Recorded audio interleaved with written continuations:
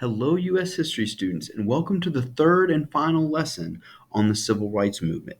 As we go through this lesson, be sure you are taking your own notes. Again, I highly recommend you use the worksheet that I put on Canvas to take your notes by. There will be a little quiz on this. Again, no big assessment on the Civil Rights Movement, but a series of little quizzes. Now, where we've gotten so far, we talked about what segregation is. We talked about the Jim Crow laws, creating segregation. They're upheld by Plessy versus Ferguson.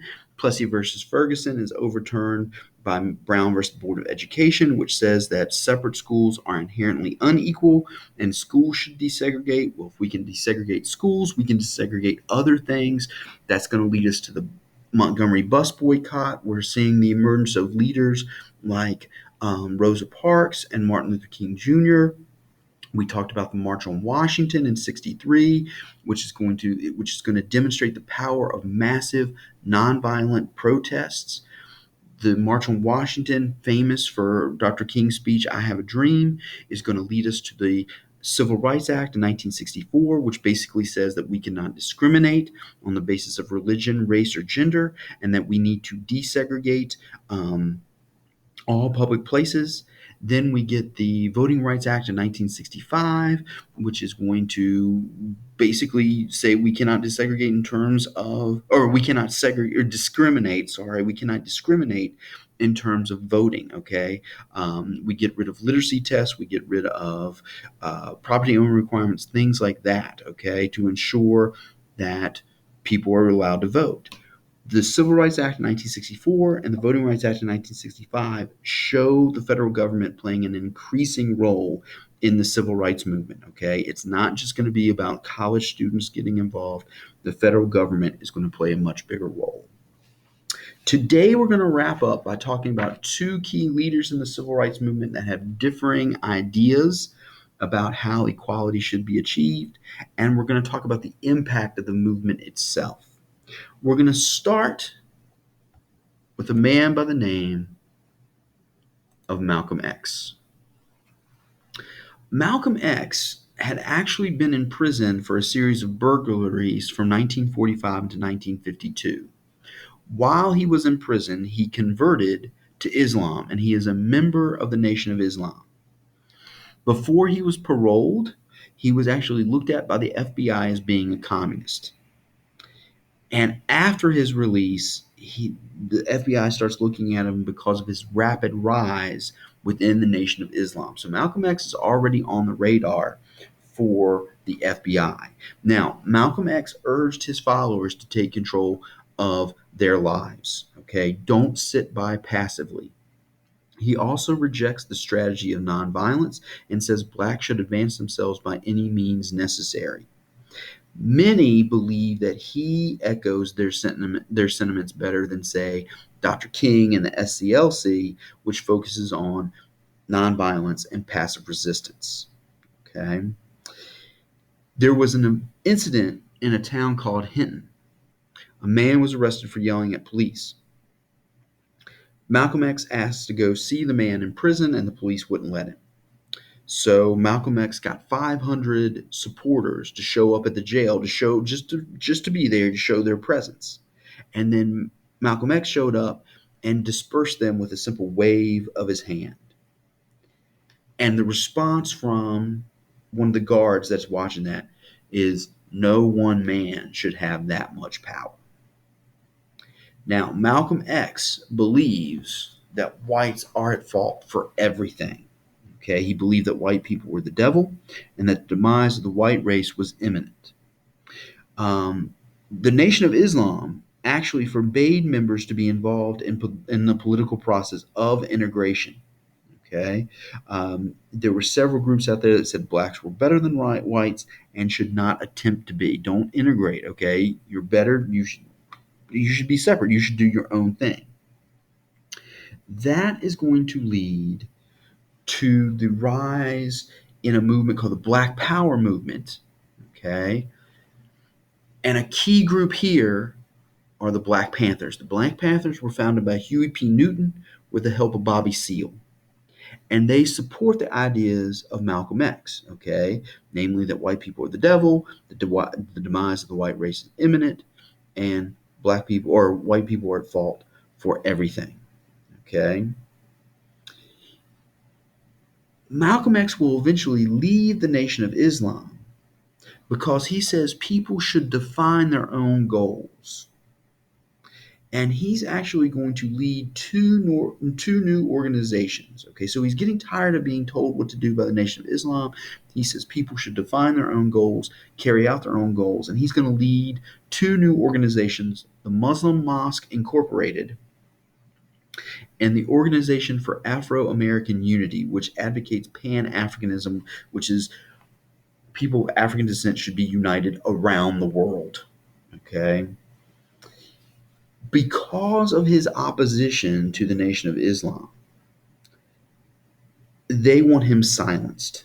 And on February the 21st, 1965, he was preparing an address for the OAAU, and a man suddenly yelled profanity and rushed the stage with a shotgun and basically shot Malcolm X point blank. Depending on what source you go to, between 14,000 and 30,000 people attended his funeral.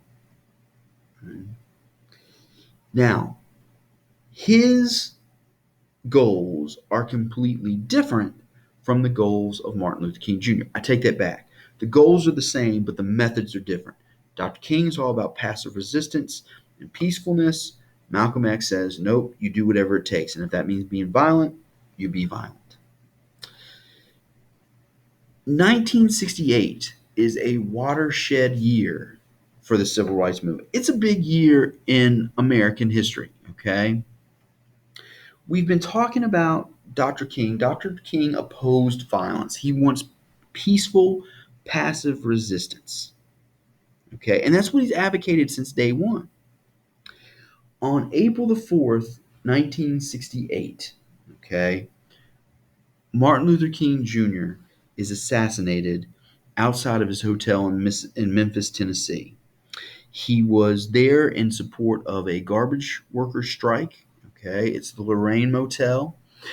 His room was on the second floor.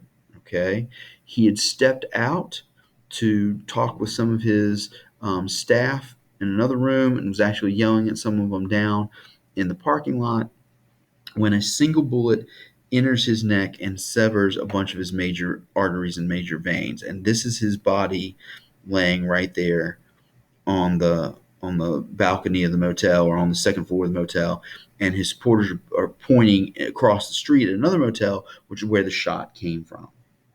Now, supposedly the assassin was James Earl Ray, but there's some controversy about that. It's kind of like the Kennedy assassination with Oswald. Did Oswald do it? Did he act alone? Well, the same questions are being raised about James Earl Ray. Did he really do it? Did he act alone, or was he part of a much bigger conspiracy? Okay.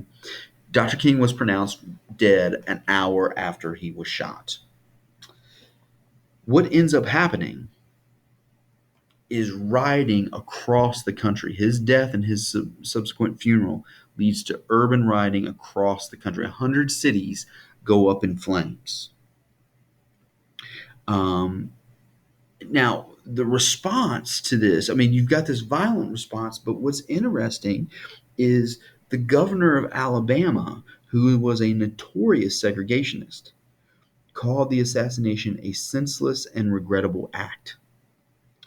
The mayor of New York went to Harlem and told the residents he was sorry, and that he was doing what he could to help people. In fact, that he was working against poverty and stuff like that.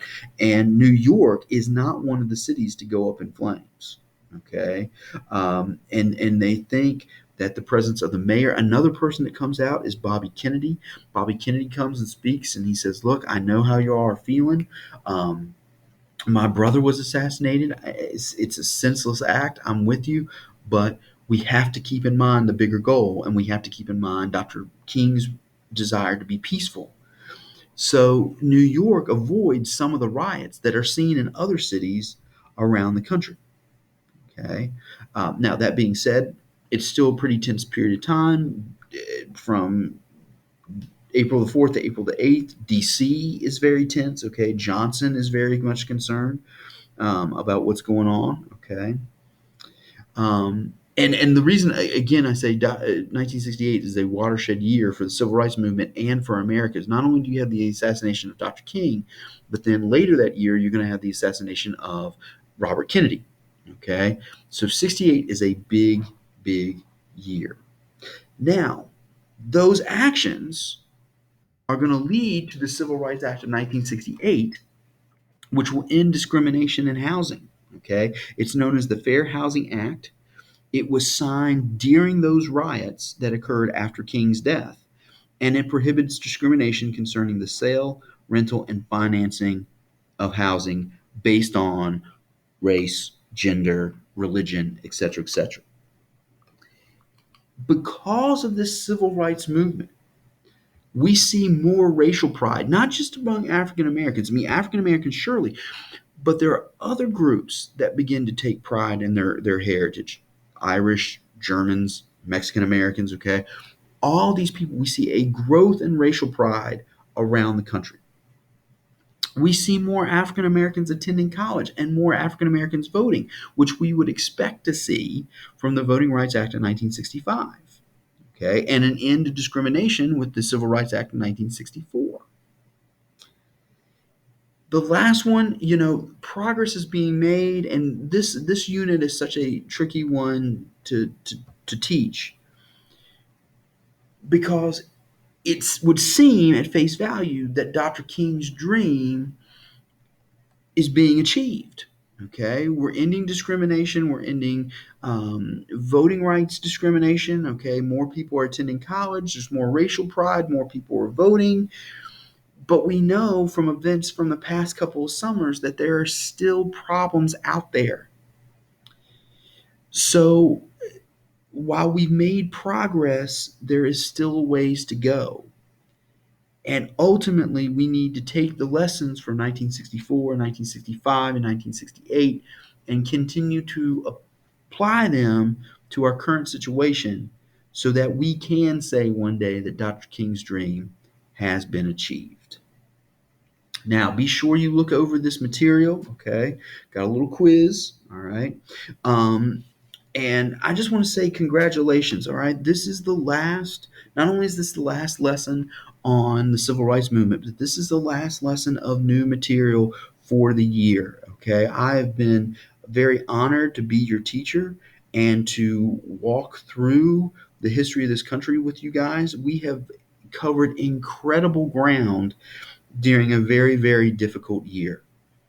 And my hope is that you have seen the good and bad, and that from these lessons, you will learn from the mistakes so that we don't repeat them, and that you will take what we did well and continue to do it and continue to improve upon it so that we can make this country supportive again, so that we can make this a good country and we can continue the good things that we have done and help other people around the world. So congratulations. I appreciate your help. I appreciate your support. I appreciate you sticking with me throughout this year.